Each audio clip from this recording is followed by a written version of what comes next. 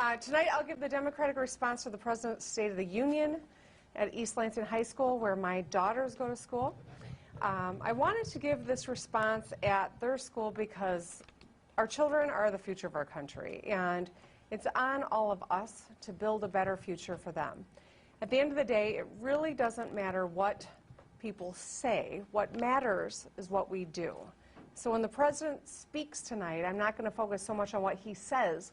I'm going to be focusing on actions that have been taken, actions that are happening across the country, especially in Democratic-led states, that create a stronger, more sustainable future for our kids and all Americans. And that's really what I'm going to stay focused on. I'll take the opportunity to talk a little bit about what my colleagues and I have done. I'll highlight some of the actions Democrats have taken with regards to infrastructure, paths to good jobs, and on health care. And I'm going to stay focused on the dinner table issues. So anyone who's covered me here in Michigan will not be surprised by what you hear. And hopefully the rest of the country will, this will resonate. Because expanding the right to overtime for tens of thousands of people in our state, expanding access to health care for more than 680,000 people in this state, that is something that is a powerful message, and I think something that people are going to be very interested in. I'll highlight the stark contrast between Democratic action and Republican inaction. Right now, there are more than 275 bipartisan bills that Nancy Pelosi and Congress has sent to Majority Leader Mitch McConnell's desk, and they're just gathering dust. Bills on equal pay, bill to give 30 million Americans a raise by increasing the minimum wage. A bill that is groundbreaking that would finally give Medicare the ability to negotiate for lower drug prices for for America's seniors. So this is really about ensuring that the American people understand what Democrats stand for, because I believe that American people deserve better, and they deserve action. They deserve leaders who are going to work for them, who want excellent schools and paths to good jobs, safe roads, clean drinking water, and affordable, accessible, quality health care. That's what Democrats are rolling up their sleeves and working on around the country, and that's what I'm going to stay laser focused on tonight. And with that, I'd love to open it up and try to answer any questions you've got. Yes? How much influence did Democrats in D.C. have on this speech, and how much input did they have? So when the speaker called me and asked me to give this speech, she only made a few suggestions. One was to pick a place where I'm comfortable. The other was to ensure that we're not solely focused on the president, but really focused on a vision for America. And it was really that broad. I have shared my remarks with the speaker, and I think that I'm conveying the message she assumed that I would. And I think she asked me because everyone in the world understands how important Michigan is in this year in particular, this election year. But also, I ran on dinner table issues, and those resonate with people all across our country. Yeah. Are you seeking advice from anybody else besides Pelosi for this speech? Well, one of my friends is Stacey Abrams, and she was the first person to shoot me a text after the announcement was made, and so I've chatted with her and chatted with Congressman Kennedy, and I've heard from a number of the different campaigns, but this speech is very similar to speeches that I've given many times here in Michigan. It is focused on the dinner table issues because I believe that the people in our country, so many are just struggling to keep their heads above water. And so when we meet those fundamental needs, we ensure that everyone has a real path to a good life here in this country. Governor, why did you decide you needed a live audience to do this? Will they be hooting and hollering during a portion of it?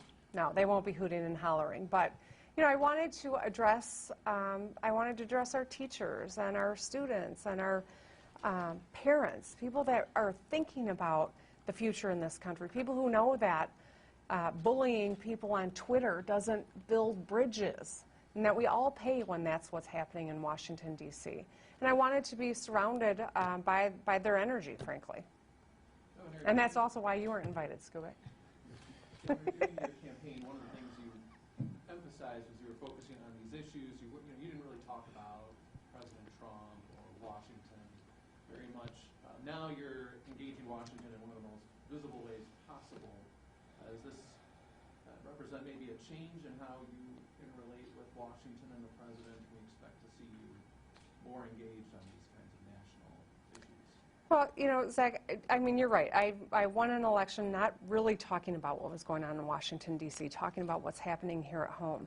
I think that's why we saw so many Democrats win in 2018, whether it was in, Wisconsin or Michigan, whether it was in New Mexico. I mean, there were a lot of Kansas seats that flipped, and they were led by candidates who were focused on these fundamentals. And so when I stay tethered to the dinner table issues, I know that it resonates with people all across our country. And so you won't see a big departure from what I'm focused on. And you won't see a big departure in the tone either, Zach.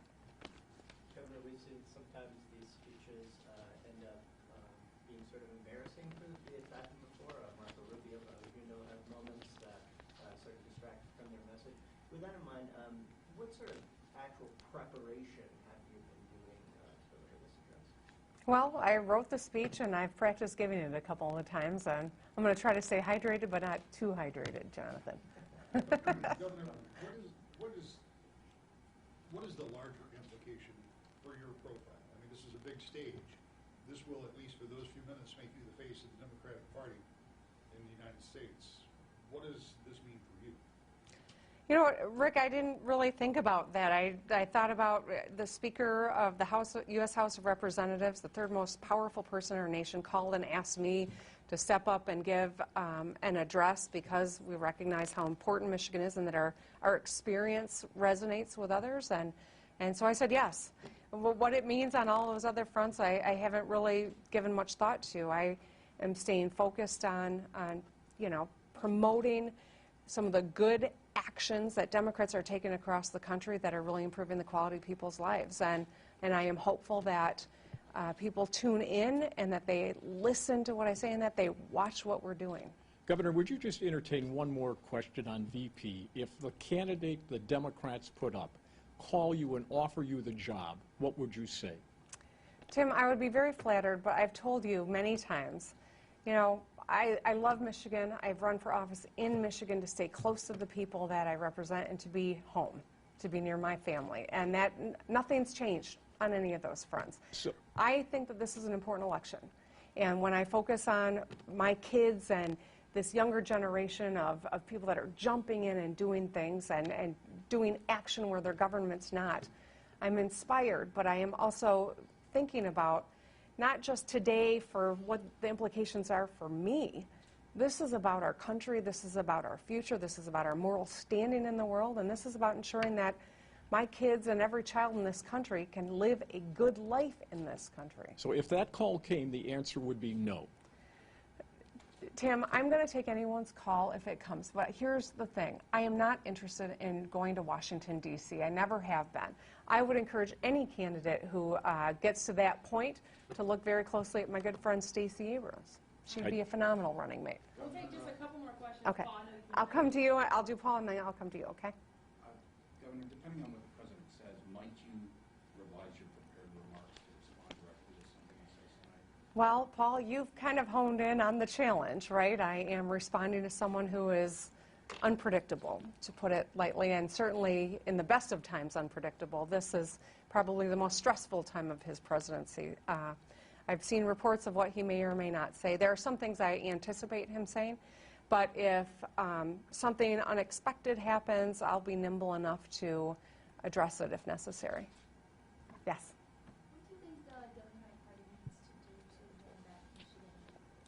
Well, I've encouraged every candidate who is running for president to spend time in Michigan and states like Michigan, to listen and engage with people. When you do that, it's hard to get distracted by, issues that don't really matter to voters and to the general population. And I think that's really important. Showing up, listening, and really staying focused on these fundamentals, I think, is the most important thing any of these candidates can do. Because if you're not able to make your rent after paying for transportation and child care, what's going on in the stock market doesn't really matter to you. What matters is delivering on these fundamentals, and that's what I think candidates who are running should be focused on. Governor, how will you do you think Iowa should go first in the presidential primary selection process? You know, I think Iowa is one state. There are 49 others that need to take action. This is, I think, something that we're going to be grappling with because every vote matters. And Michigan is as important, if not more important, than any other state in the country, I think. I'm sure governors of every other state feel the same way, and I think that perhaps that's a conversation worth having. All right, Governor, last presuming question. the governor takes credit for the state of the national economy and you're in charge of a state with its own economy, how will you balance what's happening in Michigan with what the president says on that topic? Well, I think that, the question is, it's about, people will say things, but the real truth is, what do you do? When a tweet can devastate farmers' prospects because of international policy being decided on Twitter, that's a scary place to be for hardworking farmers across our country. Same goes for automakers. And so I think that while we can highlight some good things that are happening in the economy, not one person gets credit or blame for all of it. What we should be judged on, though, is what are we doing to improve the quality of life for people? And Dave, you had one more. Sorry, Tiff. I saw Dave trying. I was waiting for Emily. I was waiting for you guys to jump in. Go ahead, Dave. Do you plan to mention the impeachment trial in your remarks? Very quickly. I'm not going to devote a lot of energy to it.